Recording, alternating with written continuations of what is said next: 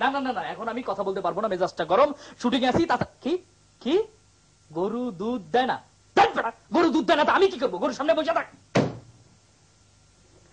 কি ব্যাপার আবুল হোসেন ভাই, কোনো ঝামেলা? ঝামেলা আর কি, গেছিলাম সিনেমা দেখতে। আচ্ছা, ধান্দাবাজের শাস্তি। আর কি, নিজেই ধান্দাবাজির মধ্যে পড়ে গেলাম। কিরকম? কিরকম?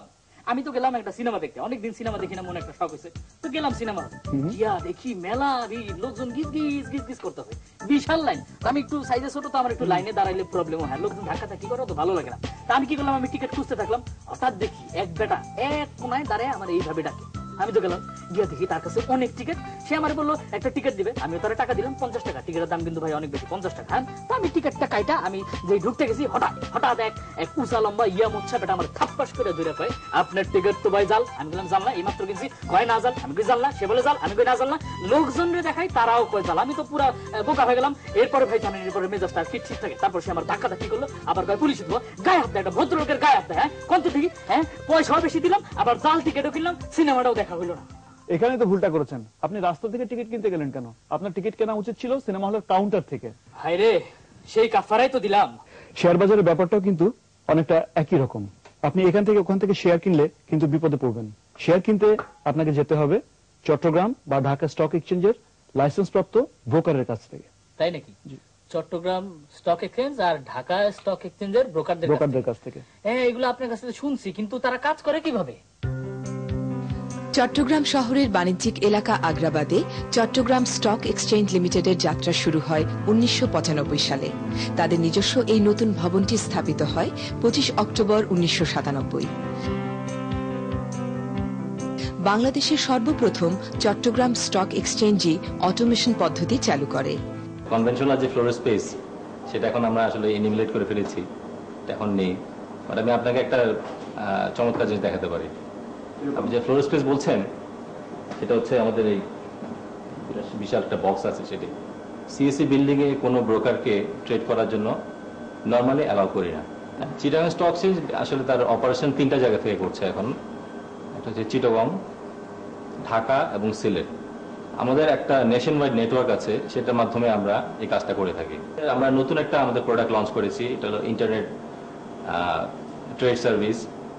এটার মাধ্যমে ভার্চুয়ালি ওয়ার্ল্ডের যে কোনো জায়গা থেকেই আপনি আমাদের এখানে ট্রেডে পার্টিসিপেট করতে পারবেন। পুঁজি ও পুঁজিবাজার সম্পর্কে আগ্রহীদের জন্য সিএসসিতে আছে একটি লাইব্রেরি। উন্নত বিশ্বের শেয়ার মার্কেট ও ব্যবসা সংক্রান্ত বিভিন্ন তথ্য এখানে পাওয়া যেতে পারে।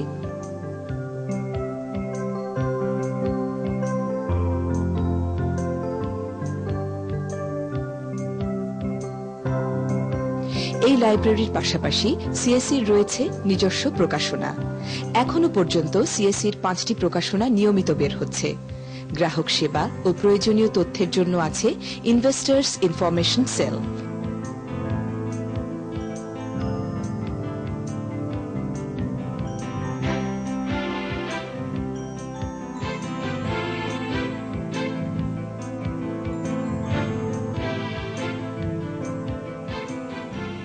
চিটাগং স্টক এক্সচেঞ্জ ইনভেস্টরদের মধ্যে অ্যাওয়ারনেস সৃষ্টি করার জন্য বিভিন্ন সময় আমরা সেমিনার করে থাকি। ইনভেস্টরদের গ্রুপ ওয়াইজ আমরা ইনভেস্টরদেরকে বুঝাতে চেষ্টা করি, আপনারা ভালো ভালো শেয়ার নিজেরা বুঝে শুনে কিনবেন, এটা জুয়া খেলা না।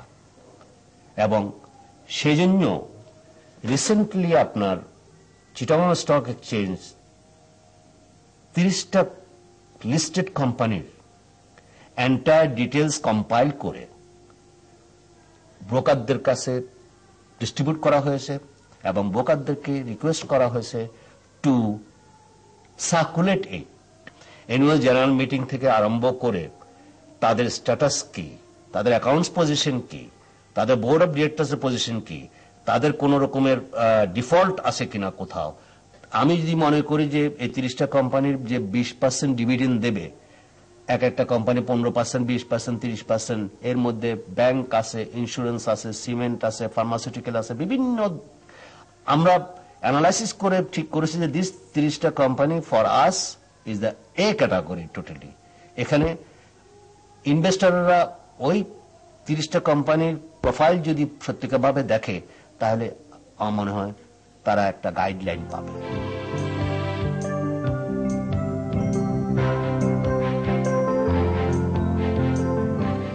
একজন সিইওর অধীনে বিভিন্ন বিভাগের সুসমন্বয়ে চট্টগ্রাম স্টক এক্সচেঞ্জ লিমিটেড কাজ করে, যার মধ্যে উল্লেখযোগ্য লিস্টিং ডিপার্টমেন্ট। কোম্পানির রুলস রেগুলেশন গুলো মেনে চলছে কিনা সেটাই হচ্ছে লিস্টিং ডিপার্টমেন্টের কাজ। সেটা আমার ফলো আপ করা, যে এই কোম্পানিটা ঠিকমতো এজিএম করছে কিনা, ডিভিডেন্ড দিচ্ছে কিনা, অডিট অ্যাকাউন্টস দিচ্ছে কিনা, সেগুলো আমি ফলো আপ করি। এছাড়া হচ্ছে আমার আরেকটা কাজ আছে, যেটা হচ্ছে একটা কোম্পানি বাজারে আসার আগে আমাদের স্টক এক্সচেঞ্জে কিছু ক্রাইটেরিয়া আছে, ও সেগুলো মানে ওরা মেনে চলছে কিনা সেটা আমি ফলো আপ করি। প্রতিদিন লেনদেনের সময় সার্বক্ষণিক তদারকির কাজ করে সার্ভিল্যান্স ডিপার্টমেন্ট। একটা মেম্বার কি ধরনের পারফর্ম করে থাকে এবং আজকে কি ধরনের করছে, এই মুহূর্তে কেন করছে, এগুলো আমরা এখানে দেখে বুঝতে পারি। যদি আমাদের কাছে সাসপেক্ট হয় যে এটা একটা ইরেগুলার বিহেভিয়ার, মেবি এই ইরেগুলার বিহেভিয়ার, তখন আমরা ইন্সপেকশনের একটা ব্যবস্থা করে থাকি এবং ইন্সপেকশনটা অ্যাডহকই হয় মূলত এগুলো, এবং সেখানে আমরা গিয়ে দেখি যে সেখানে কোনো ইরেগুলার অ্যাক্টিভিটিস আছে কিনা। যদি থাকে তখন আমরা প্রয়োজনীয় ব্যবস্থা নিয়ে থাকি। প্রত্যেকটি ব্রোকার ফার্মকে সিকিউরিটিজ অ্যান্ড এক্সচেঞ্জ কমিশনের অনুমোদন সাপেক্ষে স্টক এক্সচেঞ্জের মেম্বার হতে হয় এবং ব্রোকার ফার্মের সহায়তা ছাড়া বিনিয়োগকারীরা তাদের শেয়ার লেনদেন করতে পারেন না। শেয়ার লেনদেনের জন্য ব্রোকার ফার্মই একমাত্র মাধ্যম। ব্রোকার ফার্ম থেকে শেয়ার কেনাবেচার পর শেয়ার সার্টিফিকেট ও আর্থিক লেনদেনের বিষয়টা সমাধান করা হয় স্টক এক্সচেঞ্জের সেটেলমেন্ট ডিপার্টমেন্টের মাধ্যমে। অনলাইন ট্রেড যখন আরম্ভ হবে তখন পেপারলেস ট্রেড হবে, ইনভেস্টররা তাদের কনফিডেন্স ফেরত পাবে, ফেক শেয়ার বলতে তখন কিছু থাকবে না। এই জায়গায় সিডিবিএল একটা গুরুত্বপূর্ণ ভূমিকা এই স্টক মার্কেটের উপর রাখতে যাচ্ছে। আমি আশা করি ইনভেস্টররা সিডিবিএল ফাংশনিং এ আসলে তাদের কনফিডেন্স ফেরত পাবে এবং capital market will grow in a ফাস্টার path. তাইলে স্টক এক্সচেঞ্জে আমাদের জানায় ওই দিনে শেয়ারের লেনদেনের খবর, তো মহাকাশ। মারুফ ভাই, গত সপ্তাহের শেয়ারের দর কি উঠছে না নামছে? চলুন দেখি গত সপ্তাহের রিপোর্ট।